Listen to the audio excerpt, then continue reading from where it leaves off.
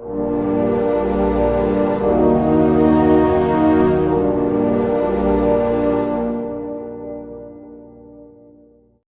आप सभी का जीएस विद आशु में आप सभी का स्वागत है।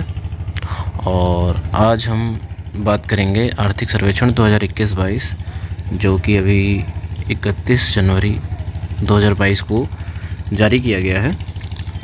तो उसके कुछ इम्पोर्टेंट नोट्स की हम बात करेंगे। तो चलिए शुरू करते हैं।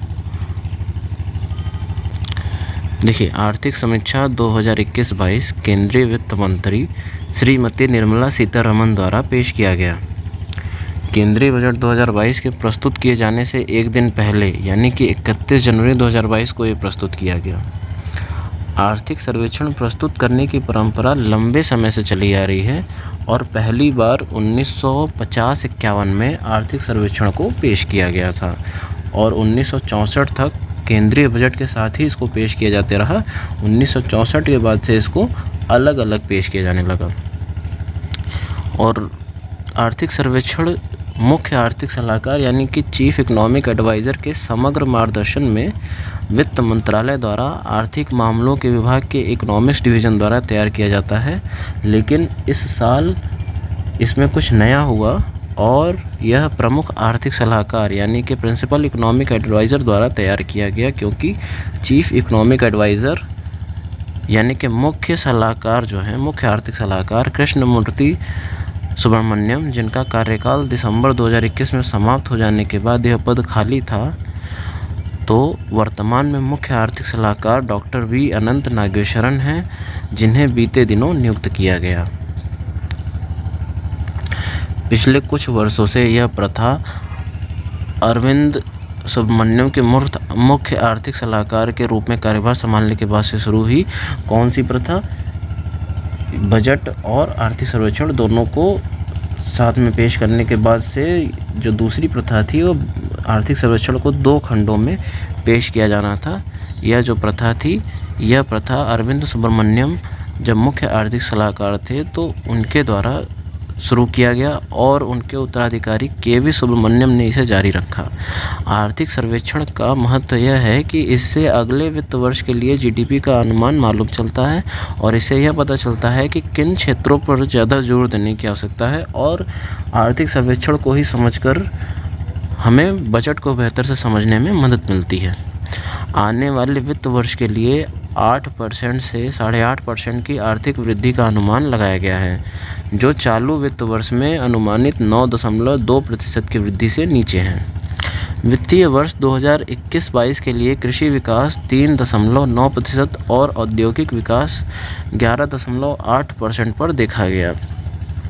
कोविड महामारी से कृषि एवं संबद्ध क्षेत्र सबसे कम प्रभावित हुई और वित्त वर्ष 2021 में इसके 3.9% बढ़ने का अनुमान है, जो कि पिछले वर्ष 3.6% था। सेवा क्षेत्र कोविड-19 से सबसे ज़्यादा प्रभावित हुआ।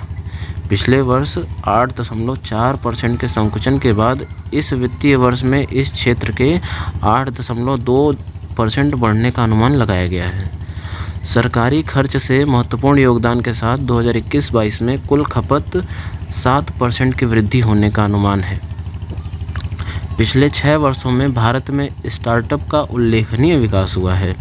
नए मान्यता प्राप्त स्टार्टअप जो 2016-17 में 833 थे, वह अब बढ़कर 2021-22 में 14,000 से अधिक हो गई हैं और अब भारत अमेरिका और चीन के बाद दुनिया का तीसरा सबसे बड़ा स्टार्टअप इकोसिस्टम बन गया है। 2021 में 44 भारतीय स्टार्टअप्स ने यूनिकॉर्न का जो लेवल है हासिल कर लिया है और अब भारत में यूनिकॉर्न की कुल संख्या 83 हो गई है। अब भारत में यूनिकॉर्न की कुल संख्या 83 हो चुकी है। इसमें अधिकांश जो स्टार्टअप हैं वह सेवा क्षेत्र से जुड़े हुए हैं। उसके बाद बात करते हैं कृषि और संबंधित उत्पादों, जिनमें समुद्री और वित्त उत्पाद भी इंक्लूडेड हैं। उनका निर्यात अप्रैल से नवंबर 2021 के दौरान 2020 की इसी अवधि की तुलना में 23.2% बढ़कर $31 बिलियन का हो गया। 2021-22 के दौरान सेंट्रल गवर्नमेंट ने यानी कि केंद्र सरकार ने व्यय नीति में कैपिटल एक्सपेंडिचर यानी पूंजीगत व्यय पर जोर दिया। 2024-25 तक $5 ट्रिलियन की जीडीपी प्राप्त करने के लिए भारत को अभी बुनियादी ढांचे पर इन वर्षों में लगभग $1.4 ट्रिलियन खर्च करने की आवश्यकता है।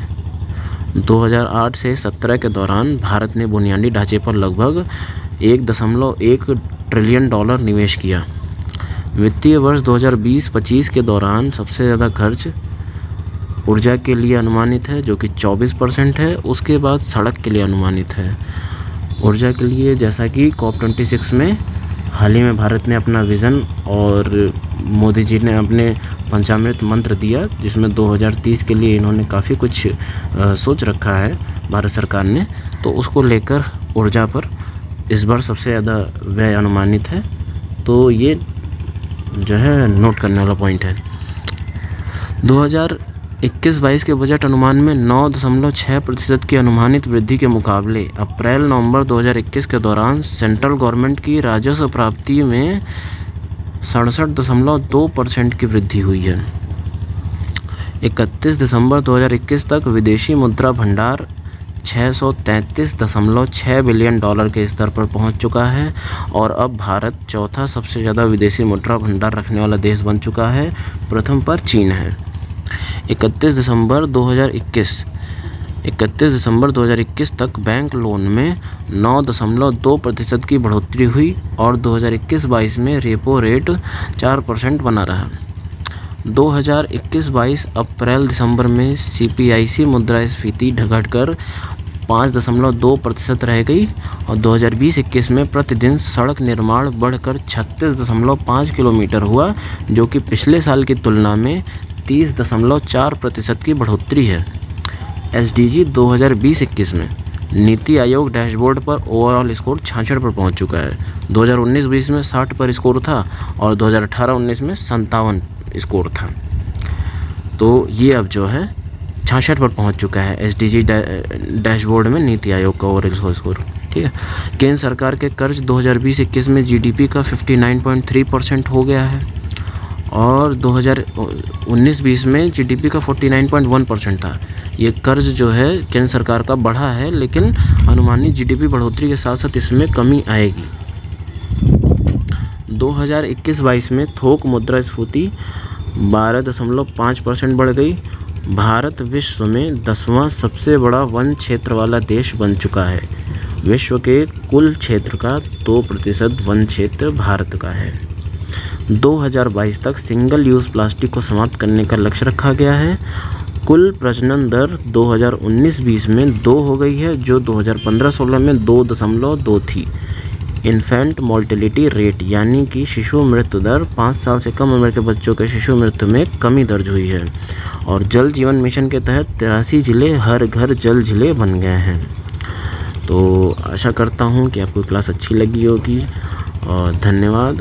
और अगर क्लास अच्छी लगे तो कृपया लाइक करें और चैनल को सब्सक्राइब करें और अपना सुझाव अवश्य दें।